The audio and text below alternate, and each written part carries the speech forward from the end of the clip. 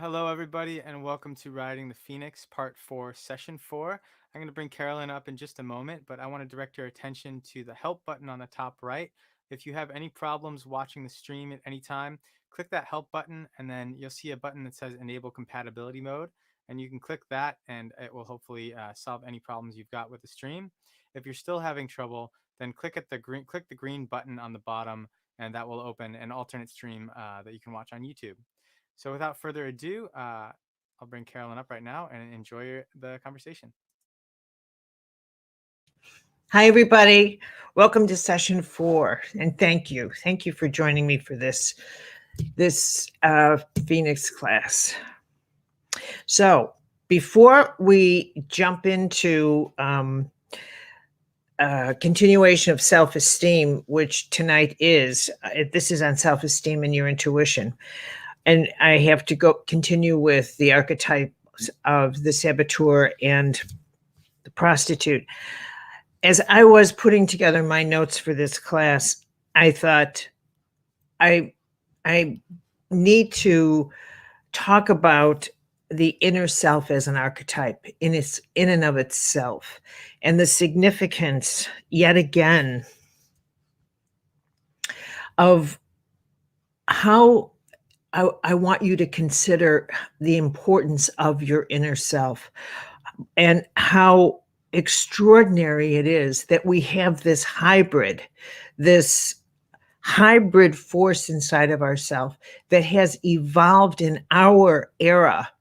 That wasn't something that our previous generations, prior to the nuclear age, prior to the 60s, this part of ourselves did not exist prior to the age of energy, to this time that we're living in. When I have to almost tranquilize myself when I get to this subject, when I get to this topic, I get so excited I have to calm myself down. This is such a great big huge big deal. If we were in a classroom together, I would actually stop and say, do you get what I'm saying? Have you? And sometimes I think I have to stop and calm myself. This is such a big deal. To look back at society at a time when the world did not exist in the energetic society that we live in.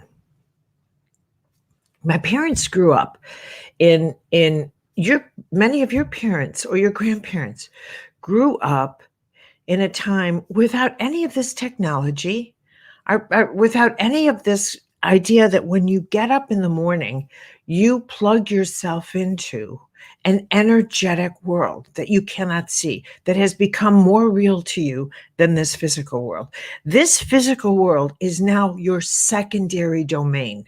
It's your secondary. It is so secondary to you that you, in order to move your secondary domain, which is your physical body, because your energetic, but I'm getting warm, because your energetic body is your primary domain now, which is the point of all this.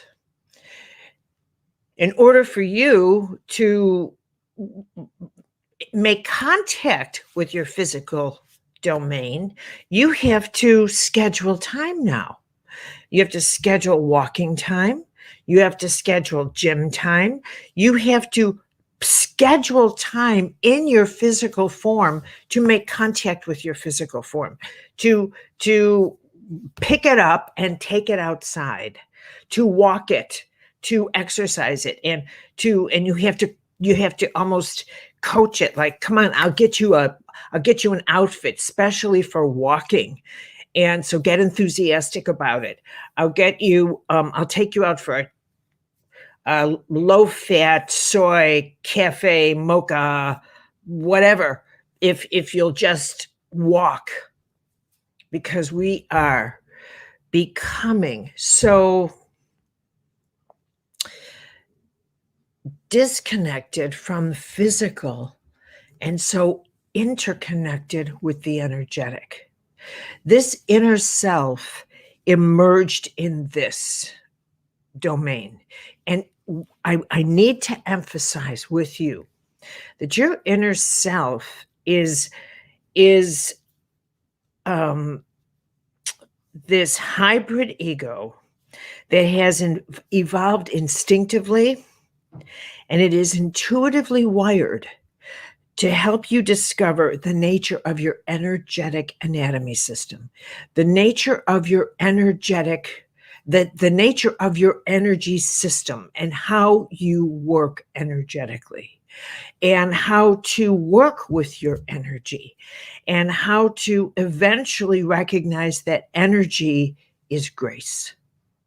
That is what the inner self is about. It's about you learning how precious that your energy is, your life force, and how to that you are in charge of your energy, and how to what consciousness is about is evolving to that place where you become incredibly discerning and conscious about how you use this power. And that you, like in the language of Buddha,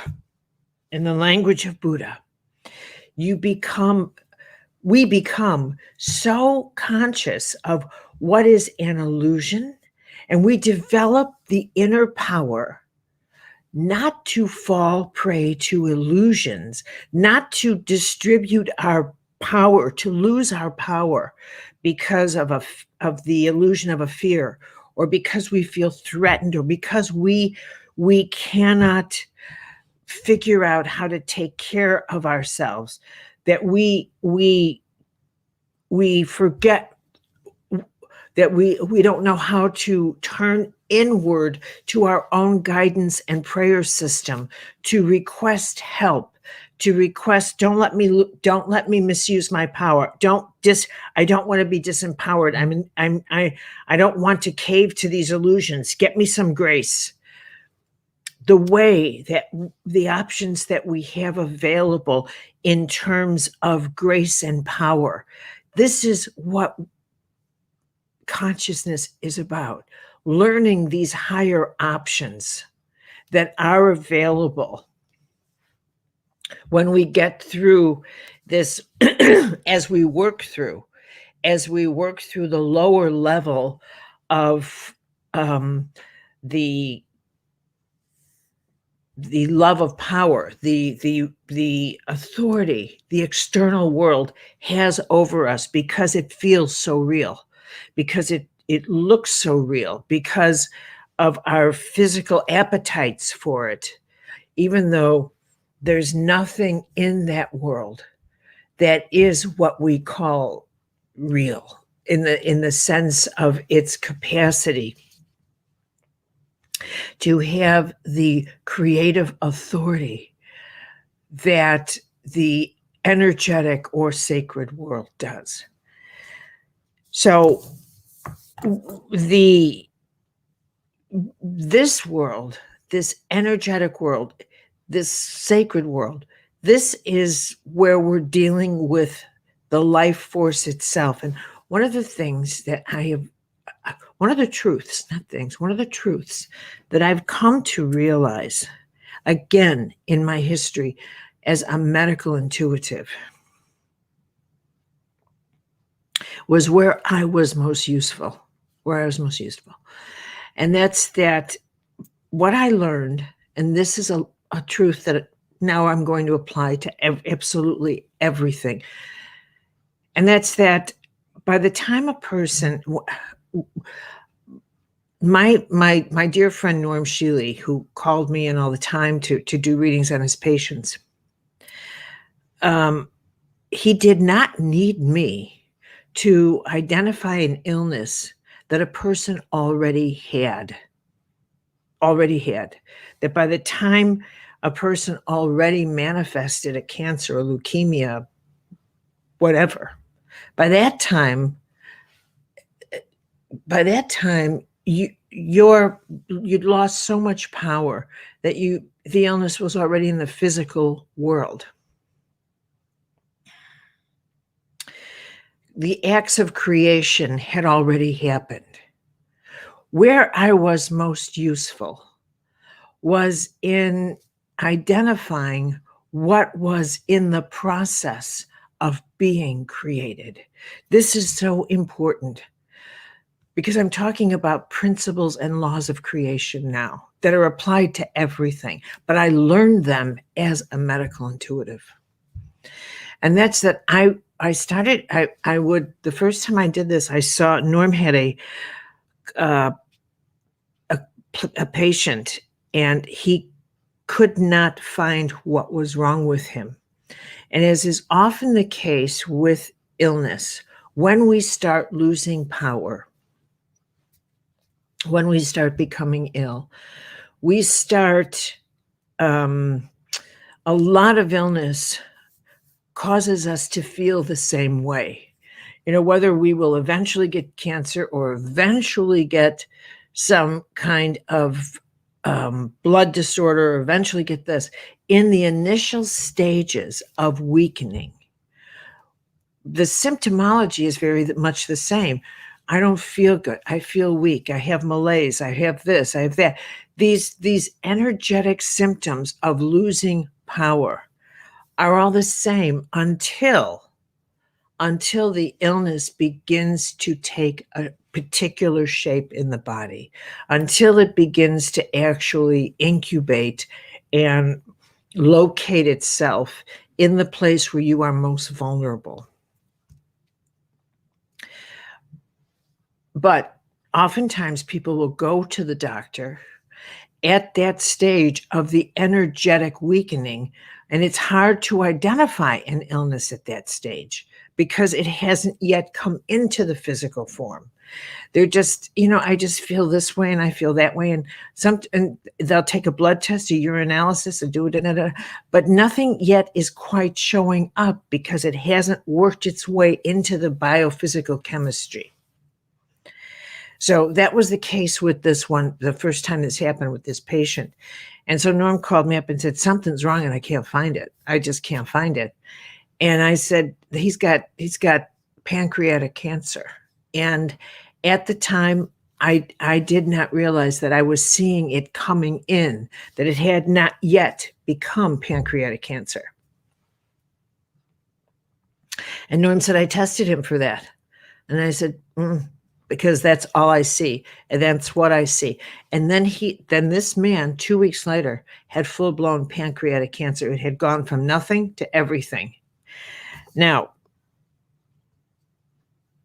as our readings then continued through the years, I specifically started to pay incredible attention to what was forming in our energetic nature before it got to be physical. Before. Like, what choices were we making here in the energetic world that were taking shape, that were collecting, that were dealing with the laws of the universe, cause and effect, action and reaction, the sensing, the laws of constant motion, all the laws of balance, the laws of gravity, all the laws that come together in the creation world that eventually form and incarnate into the matter world, where we see the results of our choices put into physical form. I began to look more in that area and do my calculations from that area. Like, this person's developing this. I can see.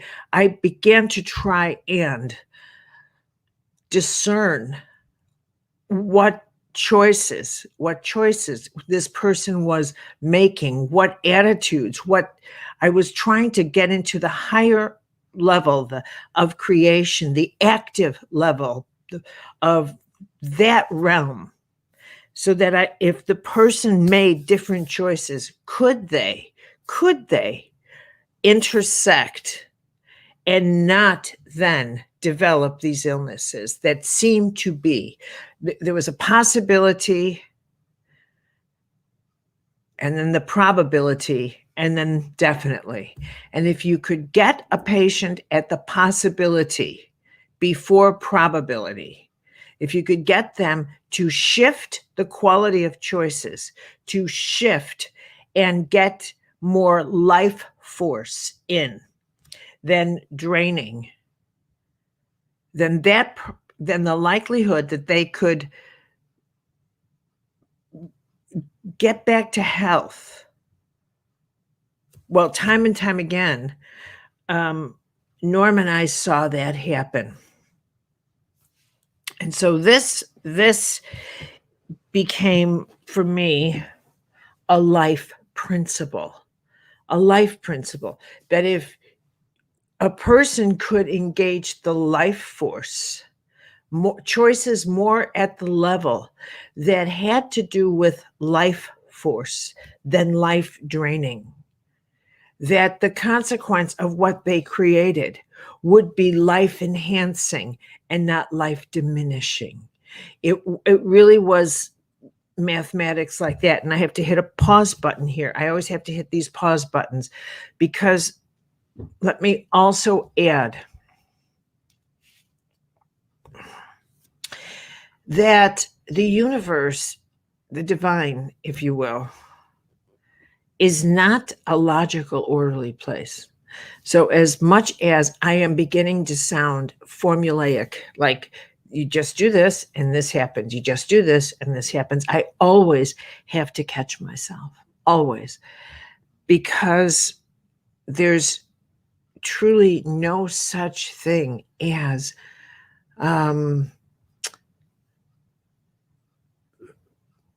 finding that sort of perfect formula that allows us to avoid becoming ill or allows us to avoid aging, or but it's just not going to happen, because at the end of the day, this higher truth is the highest truth, and that's that we are here for a very short time. The experience of life is inevitably going to end for all of us. Somehow we don't really get that, but there is nothing we can do that stops aging. We are one day older than when we last saw each other. This is not our world. This is the universe. And we are here for a short period of time, and then we're called home. And so there's no way to beat the system. What there is the choice to understand the system and to work in harmony with the system and to be in harmony with the system and to recognize that the system has a benevolence and a holiness to it and a consciousness to it. And that consciousness is two things. It is totally impersonal. The nature of God is law. It is totally impersonal, like the law of gravity. You jump, you fall. I jump, I fall. There it is. Doesn't matter who we are. And at the same time, it is totally intimate. Totally intimate. How that intimacy works is beyond my comprehension. It really is. But somehow, each of us is deeply valued. I don't get it. I don't get how it works. Not my job to get how it works. Not my job to order all that intimacy. Not my job. But I do know that what could feel like a paradox of being incredibly impersonal while totally intimate is, if you get that and you manage to actually, I'm going to live according to this, intimate and impersonal, that's the key to actually being able to detach, as Buddha would say, from the lower realms of power that are the source of draining of all your suffering, which it is, all your suffering, all your power plays, all your angst, all your fears that's in the lower level of life where the game is played, and actually being able to get to that higher place where you realize the best choices I make include what's best for everybody in however big your everybody is, however big the everybody is, in every single moment where the choices are, what's the kindest thing I can do right now? What is the most compassionate?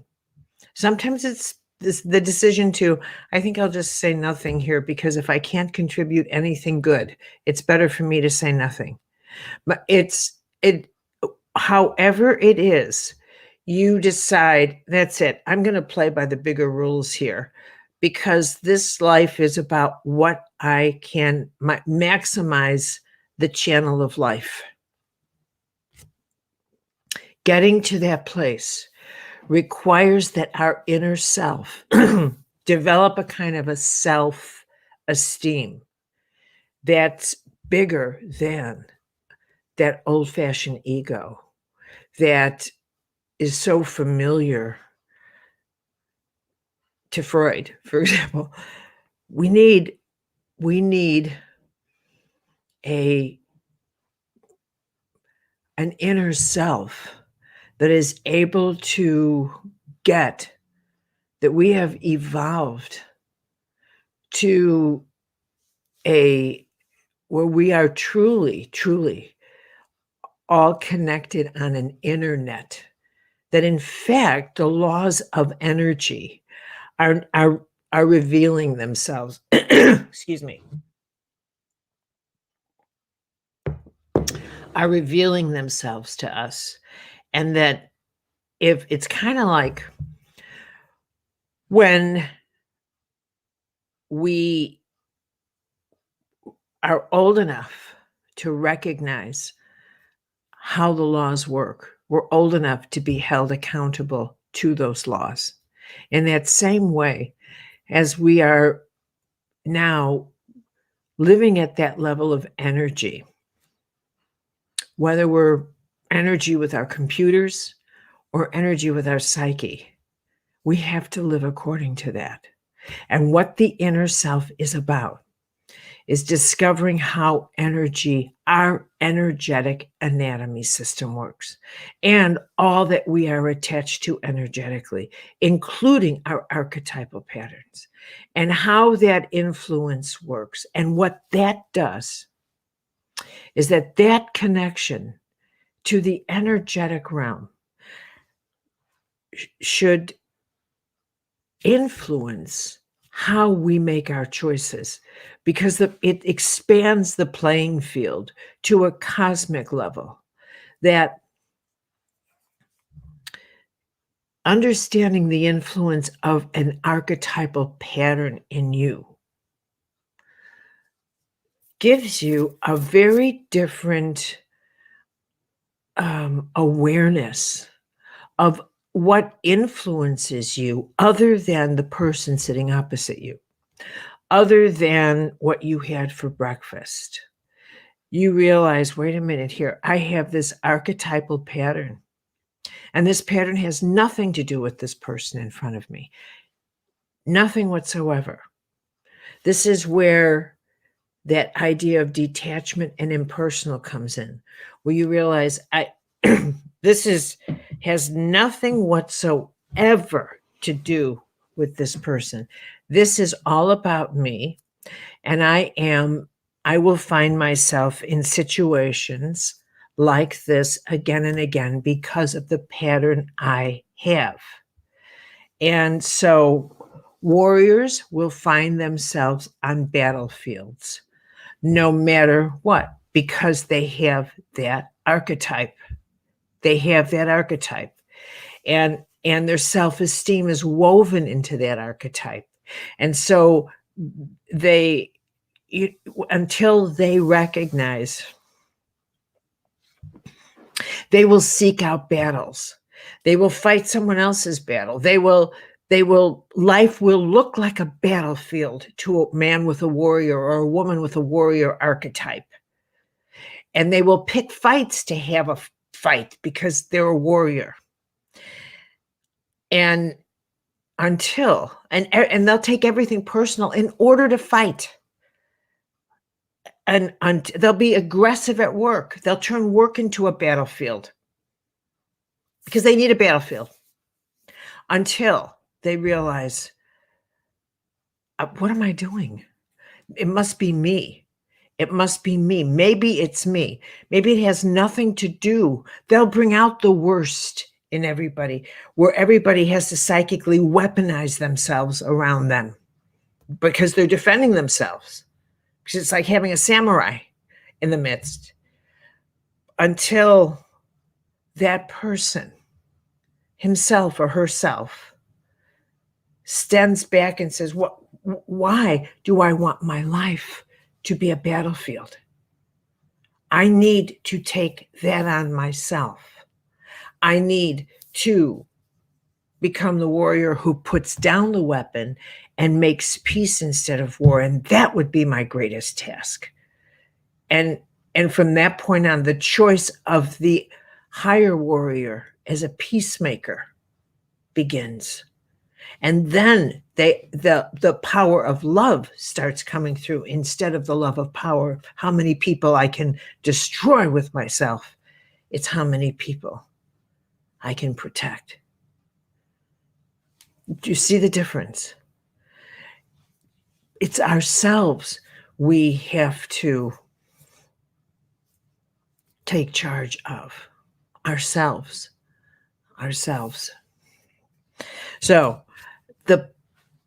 the work you do on your inner self is like one of the characteristics all of you have experienced with your inner self is that you've come to know your inner self as a best friend. And you talk to your inner self. And what I said somewhere earlier in our this reflection series, is that this is about truth and about power and about love and how they are woven together. And that your inner self is this vessel of discovering what is truth for you. And so it speaks truth. And one of the catchphrases people have developed in these last decades is, this is my inner truth. I need to speak my inner truth. And I have wondered for a long time, well, what have you been saying? If you have an inner truth, what's the outer? Is the outer thing a lie? And then you have an inner truth. What is this?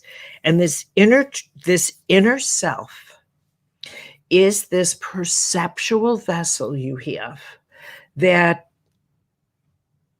observes your world more deeply, more clearly, more perceptively from an archetypal point of view. It sees your world through your archetypal soul patterns and through your power patterns.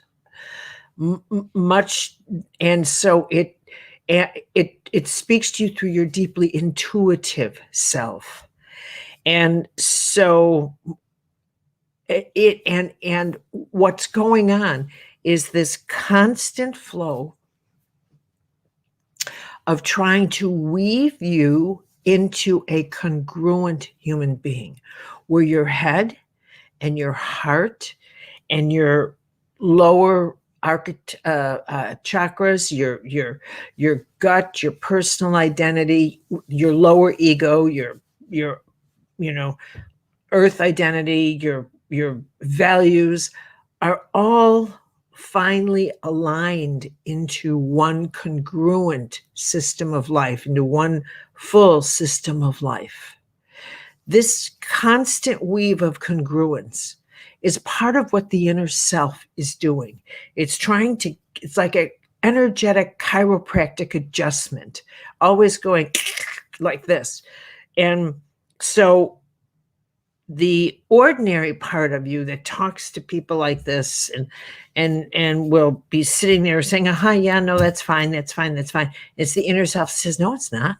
What are you talking about? It's not fine. This doesn't work. The part that causes that conflict, that part of you is that inner self that starts churning and creating conflictual stress inside of you, because it lets you know when you say or do or act in ways that are not congruent with how you authentically, deeply feel, with your energetic anatomy system, with your soul's anatomy system, with the deeper whole part of it, with, in fact, your co-creative nature through which you make the choices that set acts of creation in motion.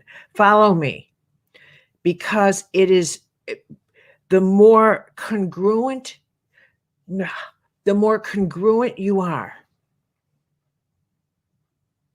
the more congruent and pure your choices are.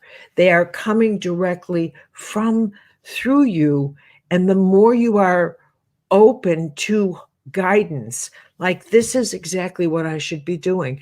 I am in alignment with my nature, with my purpose, with what I should be doing on behalf of my life, on behalf of all life. I am in harmony with the life force itself. As Buddha would say, I am in harmony with all living creatures. That's what your inner self, that's its task. That's its task. And so when you are in conflict, it's because you are not in harmony with yourself, with your own life force, with your own path. And that inner self is trying to get you to course correct.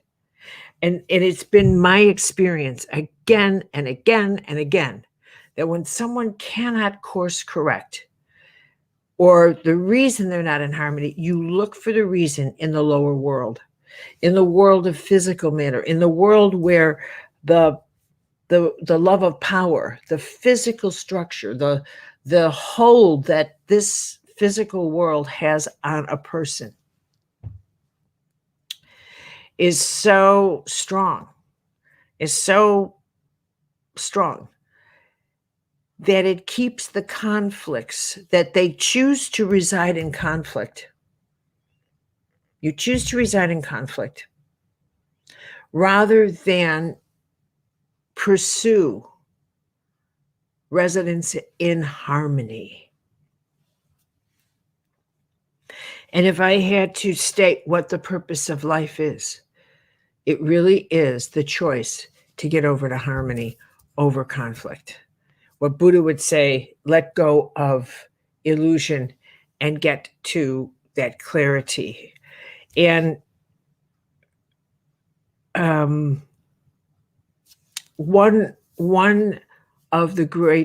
couple of the great tools that have been given to us as that is, for example, the teaching that to get to a place where you recognize what is impersonal in this universe, and the capacity to empower yourself in such a way as to empower your inner self in such a way as to recognize that you are taking something personally that has nothing to do with yourself, that by taking it personally, you are doing what I see again and again and again as a medical intuitive. You are beginning to hemorrhage to something that is, in fact, in the language of Buddha, an illusion. You are focusing on something in Taoism that is just a spectacle, instead of letting the spectacle pass in front of you and holding your center and holding your center. And in another language, you are not seeing something archetypally, symbolically. You're taking it literally. The inner self is that vessel that you train like an inner muscle. It's that part of your consciousness that is your asset to get you to recognize your archetypal patterns, to recognize this is classic, this is my child archetype doing it again, and I just have to let me get my child under control and I'll be right back. You have to detach and learn to take charge of yourself. And in this way, this is how you take charge of yourself, and it allows you to not be afraid of your own empowerment, to not be afraid of your own consciousness, to not be afraid of your own inner potential, to not be afraid of all you are. That was supposed to be a few-minute opening lecture, and oh boy, I blew it. Okay, but you get the point. You get the point of how significant this is.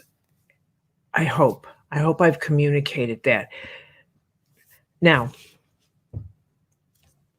your inner self is also that vessel that, I want to say it this way. I don't think really there is a way in the world that we will ever be able to comprehend all that is unfolding in our lives, around us, within us, because we have shifted and moved into this age of energy. I really don't. I just, they're in how very, very different life is, everything about life is, because we are in the energetic domain, because life is now moving at the speed of energy. Change, well, Buddha would say change is constant. And we could sit around and say, well, that's interesting. Now we are living it.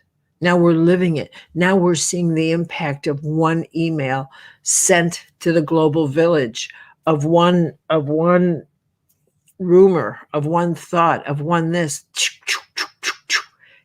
Change is constant. What consciousness is about, what truth is about. And here's the relationship again of power and truth and life force. And why the teaching truth will set you free. Truth is everything. Truth is that a truth changes the speed at which you comprehend the nature of reality. One new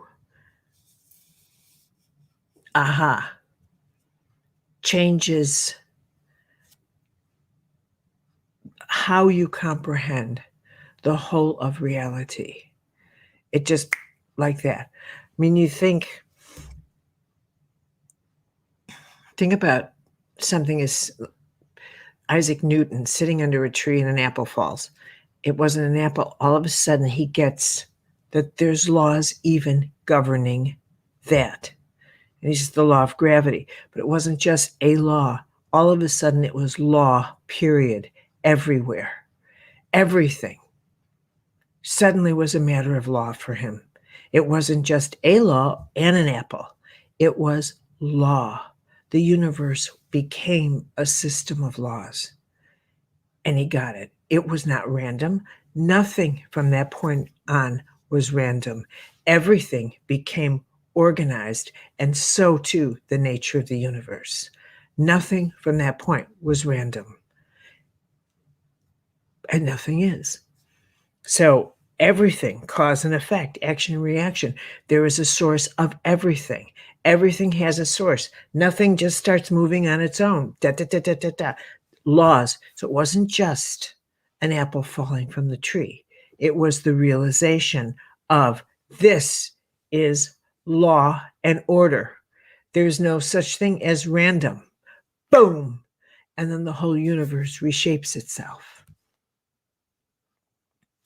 The moment you understand something new, a truth lights up, and you see the world differently, you begin to comprehend at a different speed. You begin to connect dots faster. Oh, that's why. Someone else will stop and say, why is this happening? And they'll have to fill it in with fear and superstition. You, on the other hand, understand law, and you fill it in with truth. So you fill it in. No, it is a superstition. You got it. It's because this caused that effect, and that's that. The difference between the fearful mind and the truth mind is the difference between horizontal consciousness and vertical. This is horizontal. You move at the speed of fear. Fear, superstition. You have to control things because you're frightened, and your choices reflect that. Truth moves at the speed of light because it's not motivated by fear. It's motivated by, oh, I get that, I get that, I get that. And it moves at the speed of light, which, and this is for another discussion, but it changes your relationship to time and space and aging. All of that is factored in there too. All of that. So this is such a big deal. So your self, your inner self, has a mechanism that is coordinating your relationship to time, to space, to aging, to your relationship to horizontal and vertical consciousness, the speed at which you comprehend something versus this. And it's,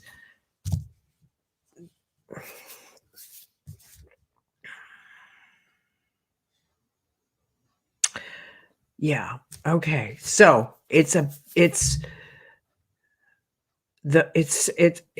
extraordinary. I think, years ago, I wrote something called On Woundology, and I wondered how come it is that people would not just jump at the chance to heal. Just jump at it. Just look, all you have to do is this, this, this, and this. I remember I did a reading on someone, and I said, I think in order for you to heal, you had to do this thing. And Norm and I gave this boy a list. You have to change your diet, this nutrition, this. And he looked at it and he said, is that all I have to do to get my life back? Just this? And it was a rigorous list. Believe me, it was exercise, this, that. But all he saw was, this is all I have to do to get my life back. But he's the only person to this day in all my years of being in the field of consciousness or health or whatever you want to call it, who's ever looked at the list of what they had to do to get their inner self stronger than that world of power over our form. The addict in us, the person that lives in that world,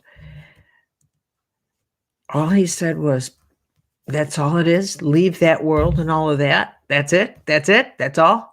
No one else has ever said that. Nobody. Absolutely never. His capacity to detach was that fast. He healed fully from a terminal illness in 6 weeks. I'll never forget that. Okay. Now let's jump in. I want to just say something, touch back with the child and the victim archetypes, and I want to position you again. Archetypes are your patterns of power.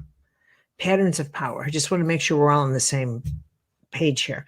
They are universal patterns of power. So, and the point in knowing your archetypal patterns is that these have so much influence over you, more than you would consciously even imagine. More than at the root of your archetypes, we could do your contracts, for example, and figure out what your 8 individual archetypes are in addition to the 4 that everybody has. Everybody's got a child, everybody's got a prostitute, but is that you would see that you are why you're driven with the kind of passions that you have. Why, even as a child, perhaps you had dreams of being in rocket ships, or dreams of wanting to be a pilot, or dreams of this, or imagined yourself doing this, or whatever it is, that these story and fairy tales that you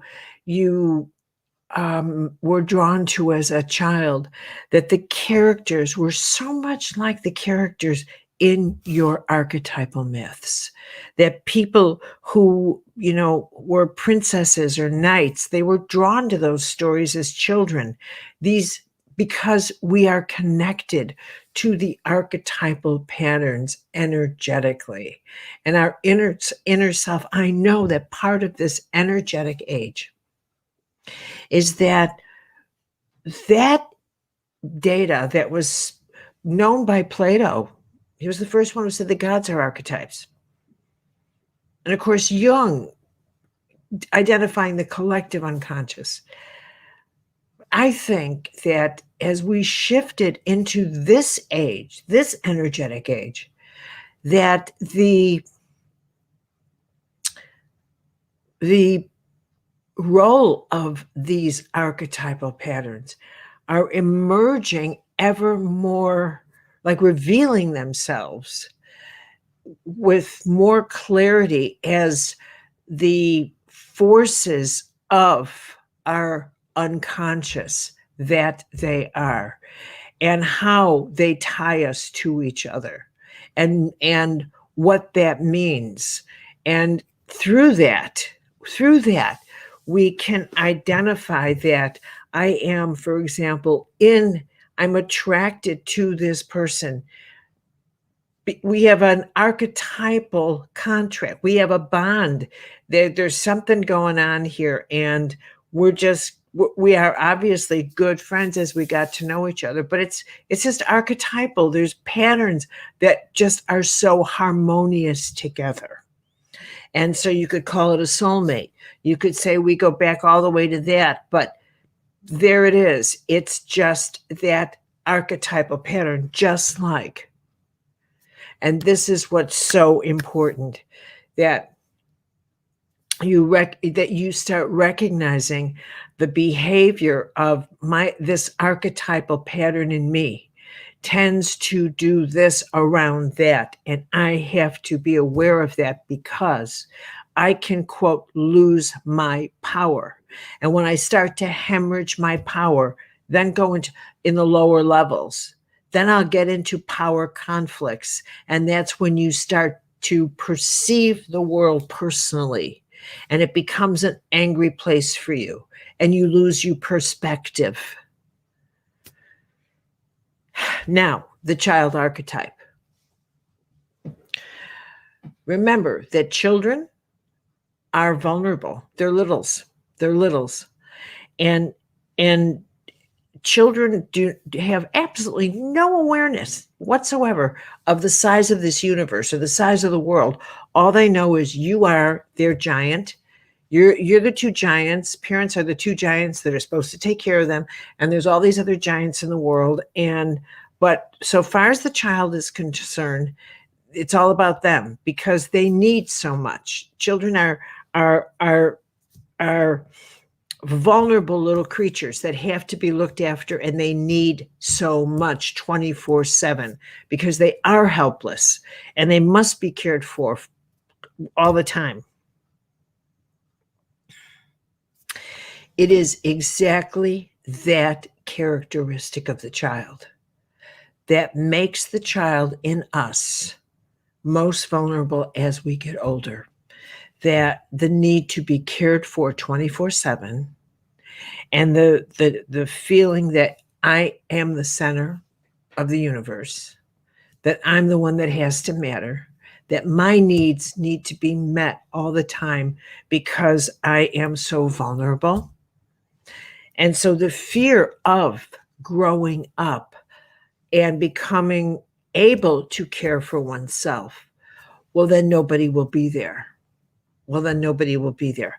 The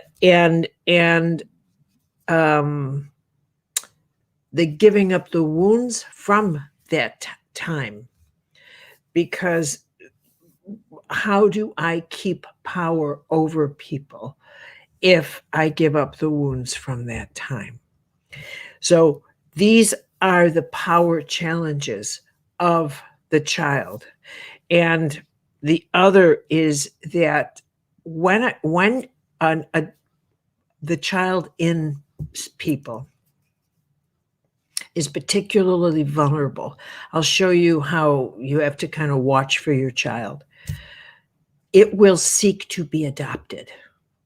It will seek, especially abandoned children, it will seek to be adopted by other adults, especially high functioning adults that can come in the form of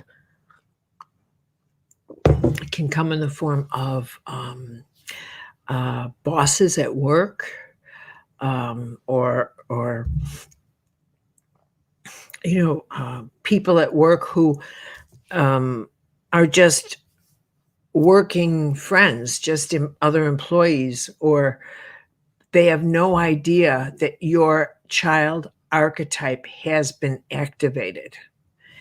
And once a person's child is activated and you fall into the pattern of wanting to be adopted, and you decide this right there, that is a parent to me, and you begin to fantasize emotionally, you begin to have these parental feelings, you begin to feel this is mom, this is dad, this is this.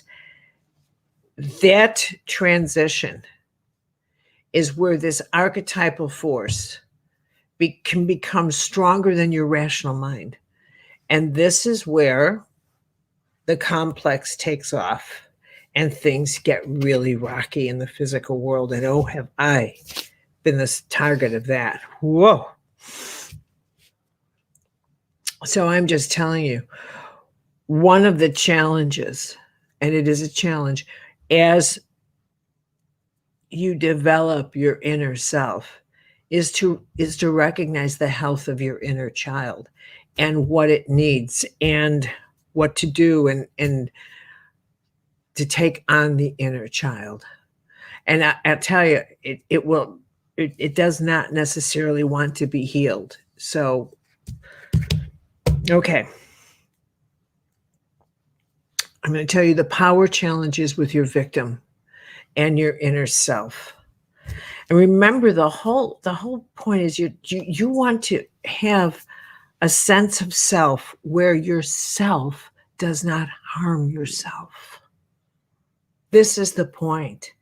You you don't want to become a self-harming self where your inner self does more harm than good to you, as I have so often witnessed, where you end up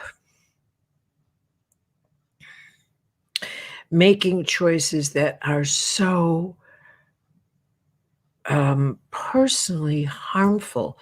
You realize it later, but like, what did you do this? How? Why? And one of the victim archetype in us, the victim archetype is, by nature programs us to seek a way to survive, to our survival instincts.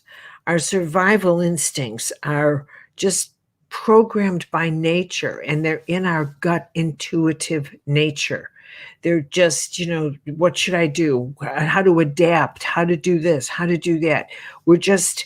We're by nature designed to figure out ways to survive.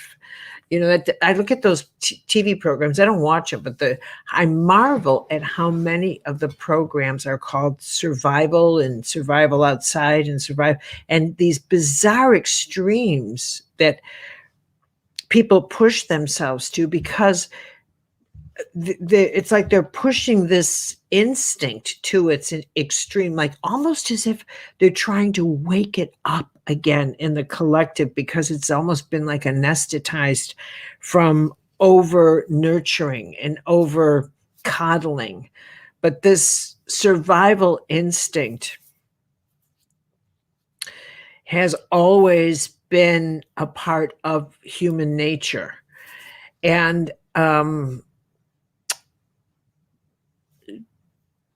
when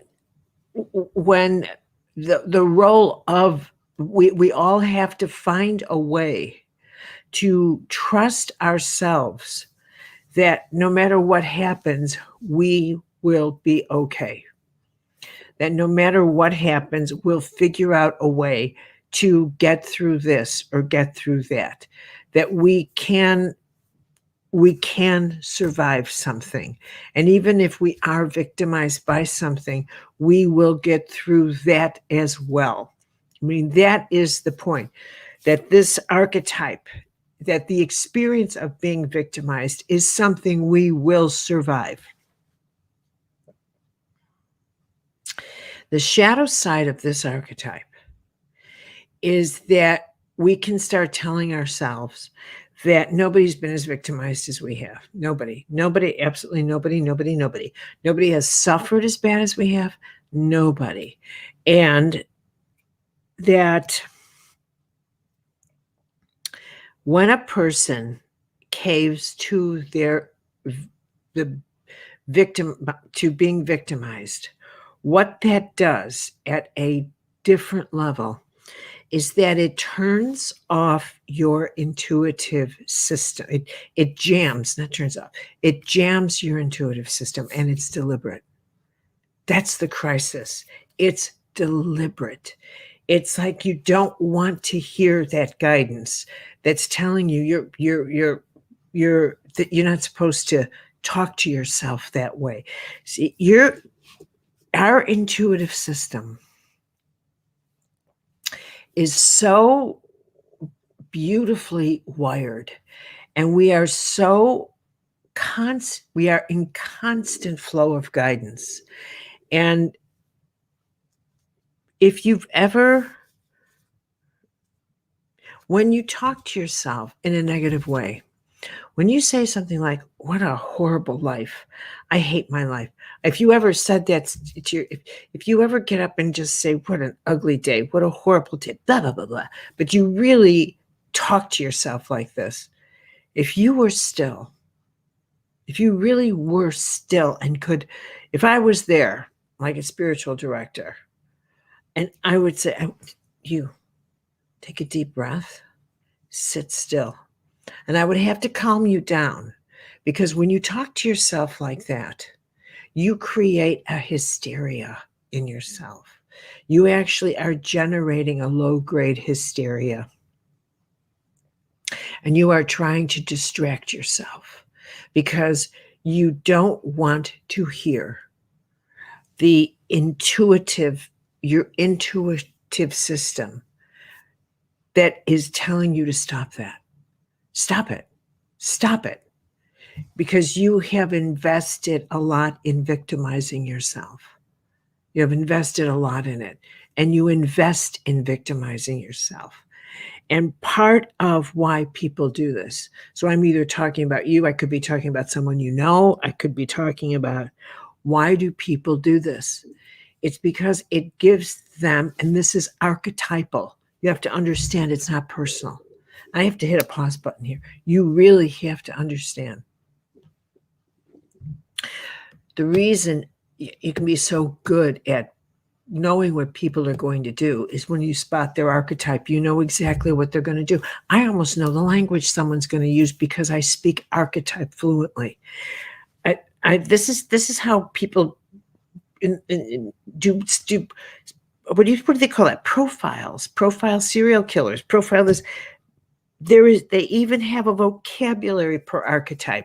And the victim needs a way of rationalizing why they get to be bitter and why they get to blame people for why their life isn't working. And they get to hold others responsible for the outcome of bad choices. All right, I need to add this. I hope you get this. I hope you get this as deeply as I get it. We are really held accountable for the use of our life force. We are actually held accountable. You know, there is no, when we die, there is no like heaven or hell the way they, but there is something, and there is a review, and we are held accountable for the energy, the grace that has been given to us in life. And we are held accountable for not using it. Do you understand what I just said to you? We are held accountable for not using our life force, and for how we've jammed the circuitry of the flow of life force that could have come through us. Yes, we are held accountable. Now, in the Eastern tradition, they'll call it karma. And they'll say, you're going to be reborn, and you'll just pick up where you left off, and you're going to pay for that. Well, indeed, there is something. We are held accountable. If that were not so, all of this wouldn't matter. It wouldn't matter. The organization of the whole of all of it would not matter, but it does matter. It does matter. And it wouldn't matter how anyone treated you, because it wouldn't matter, but it does matter. It does matter. You can feel how much it matters in you, and you can now feel energetically how much the slightest off word feels energetically, because that's how much your energetic anatomy and your inner self keeps tabs. Your inner self keeps tabs, because that's how the system works. And if your inner self keeps tabs like that, I assure you the universe does, because we are micros to the macro. We are micros to the macro. That's how it works. We are not. And why do we all work the same way? How come it's the same thing with each of us? We are duplicates of each other. We all work the same way, which is why we all thrive when the slightest kindness is given. We all thrive. Just smile at strangers walking down the street and they'll light up in front of you. They will light up. Just say a kind word to them. Just say, good morning. And bingo, humanity lights up. That's all. That's all it takes. That's all it takes. The power of love versus that those choices to engage in power struggles, to engage in thinking, well, if I give you more, I'll have, if you get more, I'll have less. Yeah. The way those pissants think. It's this mathematics that makes the difference. And the victim in us, you nurture the victim in you. And you do that in order to victimize yourself or others. And this is where archetypally you have to sit back and catch yourself. And you have to say, I'm doing it again. I'm doing it again. I am victimizing. I can't talk to myself that way anymore. I will not. And one of the ways you don't talk to yourself, the victim, you do not say, why did this happen to me?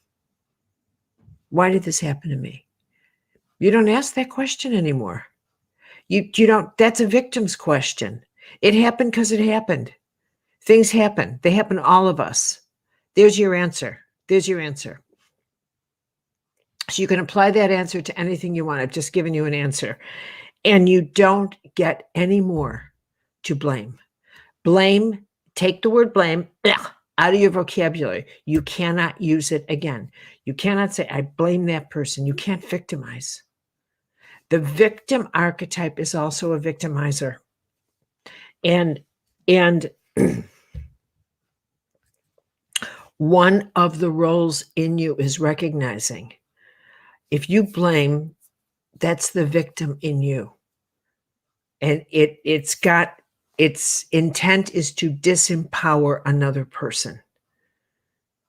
And so it's up to you to decide, I gotta get my hands on that part of myself. What am I doing? How do I know what's going on here? I don't know. It's the role of transformation, the role of the whole point of identifying and strengthening your inner self is saying, I would blame anybody. Why? What is this thing about blame that I have? What it gives me I feel like I have more power. I feel like I'm in charge. I'm the judge. I know what's going on. However it is you get to that, it is a love of power versus the power of love. Now, let's get to the saboteur. You could say that I could teach this all day long. All right, saboteur. Now, I was saying yesterday that the saboteur is the not the archetype where I don't want you to get the impression that the saboteur is like this little thing that comes out and sabotages you and says, this is just what you've always wanted, but now watch this. It's not that. The saboteur is a pattern that you, in order to really understand that, I have to talk about what is it in us that so fears our becoming conscious, our expanding our awareness. What are we so terrified? Why do we fear that? Why do we fear? And like someone, well, how often I've heard people say, I'm not afraid of failure. I'm afraid of success. I'm afraid of, and I have heard that. If I've heard it once, I've heard it a million times. And I've had to think about it, like, why would they feel that? And I think it's deeper than that. I think, why would you fear success? What does it represent? What is that all about? And what I think people fear, and again, it's archetypal, which means to some extent everybody shares this in their own way, is that the more we know, the more we succeed, whatever, the more we become empowered, the more, the less we can excuse ourselves and claim we don't know, and hide behind ignorance. The less, in other words, we we cannot claim I didn't know better. We cannot. We have to acknowledge our own consciousness. Remember when I said a couple of days ago, acknowledging how conscious you are. We cannot sabotage anymore. We cannot say, I didn't know better. We have to say, I chose this consciously, and so this is what happened. We have to claim the ground beneath our consciousness. We have to start, there comes a time, a place where we recognize I don't want to know this much, because then I'm responsible for what I know. I don't want my choices to have to include knowledge of this, because then they have to include knowledge of this, and I won't be able to say I didn't know better. So we sabotage. I don't want to be that conscious. I don't want to see that much, because if I do, then casting our side this way, I will have to start acting from love and not from power.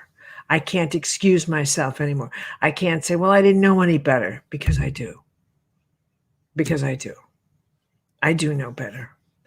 And at that point, I will no longer be able to say, I would have to say, I do know better, and I chose this way anyway. I chose power over life anyway. I chose to hoard power in my life over the power of life, because I was greedy, because I wanted to shove things in my bank account, because I don't care about the forest. I don't care about people. I don't care about contaminating water in Flint, Michigan. I don't care about any of that. I just wanted more money in my account. But I can't say that I didn't know that. I did know it, and it didn't matter to me. That's why we sabotage ourselves, because we don't want to own how much we really know. It takes, and at some point, the self in us has to decide, I am now moving into the level at which I have to acknowledge that every choice I make has a consequence to the whole. And so I can no longer say, I did not know. I can no longer say that. I did not know. So the saboteur in us, we sabotage because we're slowing down the speed at which we want to become that conscious.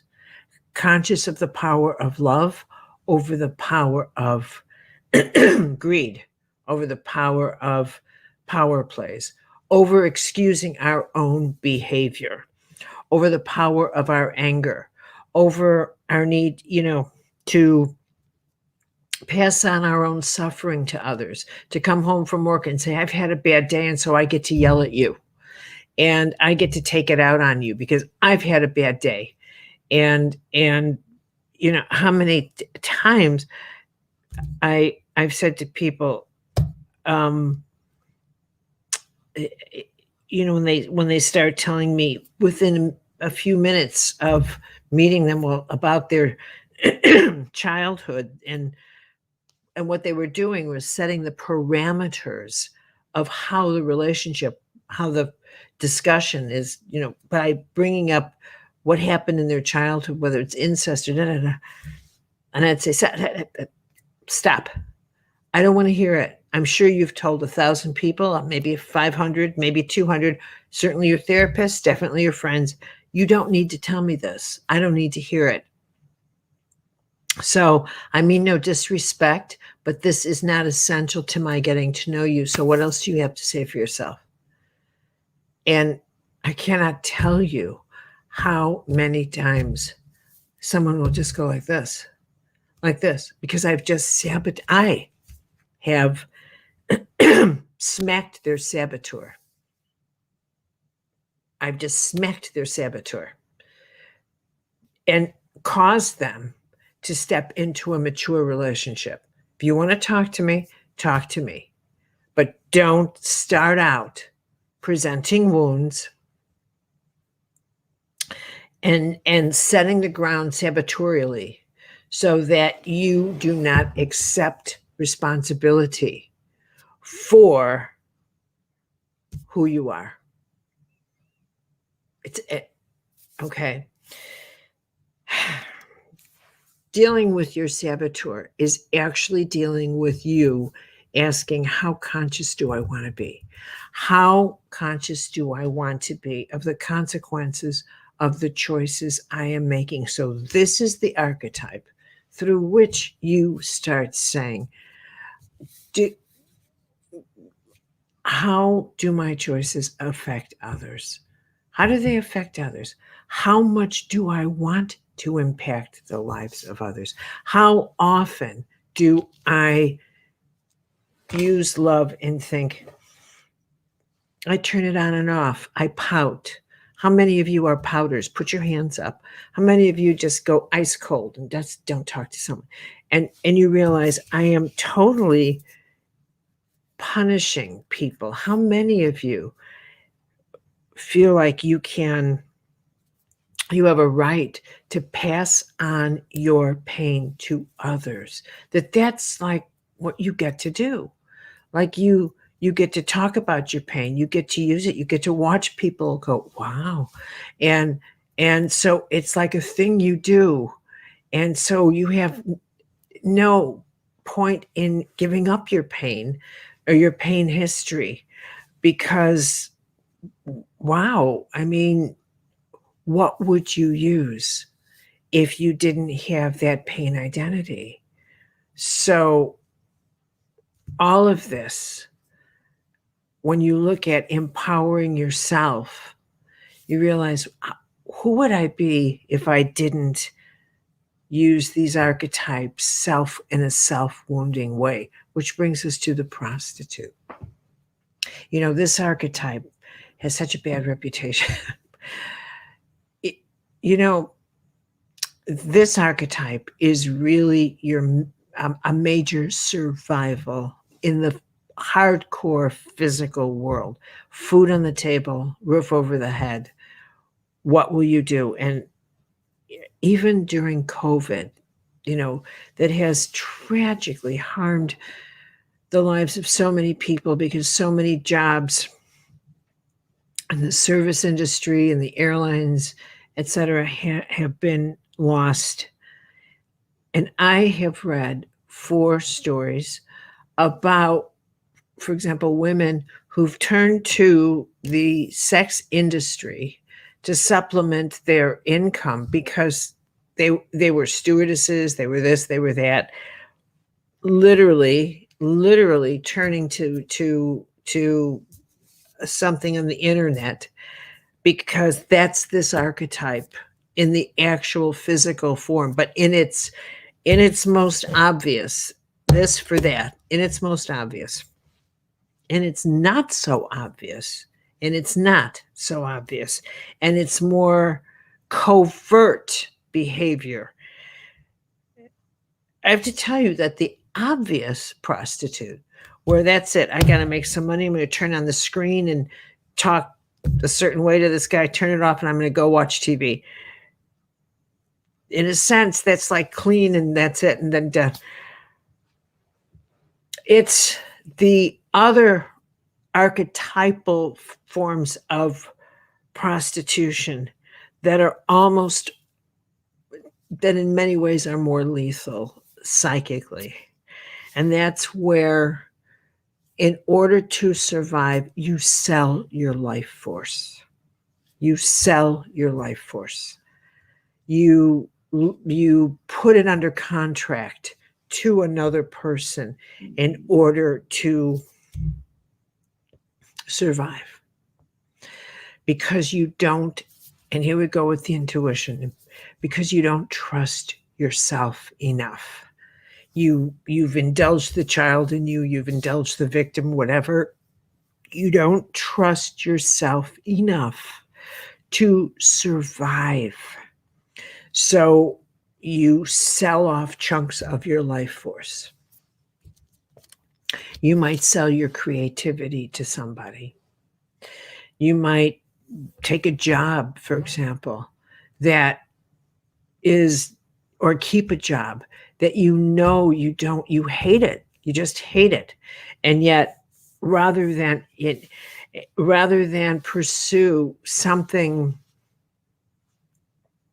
that is better for you, something that's better for you, you keep that job because you don't want to take the risk of looking for something else, and you decide, I will live with the anguish, and you start bargaining with yourself, maybe for a little more, maybe till the kids are grown up, maybe this, maybe that, whatever. But the deeper truth is, you're not going anywhere.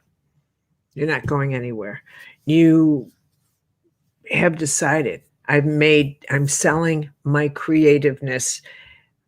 So you're selling your life force, or you sell your life force in exchange for, you sell your emotional life force. You get into a marriage or a union where it's not right, or the stress is horrific, and yet you decide, I will let my life force go this way because because of security. Now, or you do jobs where it's doing harm to the environment, to this or that, but you do it anyway because of the paycheck. I've met more than a handful of people. One made weapons, one made this, but the pension, the paycheck, the this, the that. And somehow or other, they think that by telling me this, it was very confessional, that somehow that's going to make their conflict of what they were doing okay, when in fact it doesn't help anything at all, because they are compromising their power. Every one of us at some point finds ourselves in situations where we have to make decisions about the higher power over this, which brings me here in the center to the nature of our intuitive system, the nature of our inner wiring, the nature of the flow of grace within us. All of these, we are all going to have conflicts with the child, the saboteur, the prostitute, and the victim. All of us. This is archetypal. We will all have our own, and they'll be ongoing in life. So there's no one who hasn't had or will continue to have or whatever, because these archetypes bring us, even down to, you can buy something and you bring it home and it's not what you thought, or order it online, and instantly your victim will say, see, I bet everybody else got there. These archetypes, that archetypal pattern, these are always with us, always. The power of the inner self is to recognize the archetypal pattern and you choose to literally work above it, to work almost consciously with it instead of it controlling us. Rather, there's kind of a co-creative force with it. That instead of self-victimizing, we choose to be victorious in that moment and say, don't be ridiculous. I'm not the only one. This happens and that's it. Where we choose again and again to become almost to transcend these situations that could take our power. And we begin to develop a self that recognizes this higher truth. That this is an impersonal world, totally impersonal. And if I choose to take things personally, I am stepping into an illusion. And that's when my victim will thrive. That's when my saboteur will thrive. That's when the prostitute will thrive, because I will take everything personally, no matter what you do, no matter what anybody else does. And that's when you step into your physical world and it becomes a battlefield. And whatever anybody does, whatever, you can feel victimized by anything because you have personalized a world that doesn't belong to you. You'll think that no matter what anybody says or whatever they do, you'll say, was it my fault? Did I do this? Or you will absolutely personalize this huge universe as if this whole thing was designed for you, instead of symbolically realizing this is not my universe. I am here for a very short period of time. I do not make the laws. I learn the laws, and I must work with the laws.